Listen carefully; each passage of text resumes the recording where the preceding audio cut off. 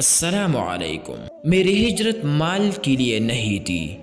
हज़रत सैयदना अम्र इब्न आस रज़ियल्लाहु तआला अन्हु फरमाते हैं कि मुझे सरकार मदीना सल्लल्लाहु अलैहि वसल्लम ने पैगाम भेजा कि अपने हथियार और अपने कपड़े पहन लो, फिर मेरे पास आओ।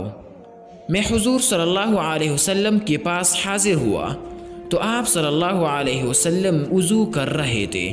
फरमाया, ए अमर, मैंने तुम्हें इसलिए पैगाम भेजा ताकि तुम्हें एक काम में भेजूँ। तुम्हें खुदा ताला सलामत लौटाएगा और गनीमत देगा और हम तुमको कुछ माल भी अता फरमाएंगे।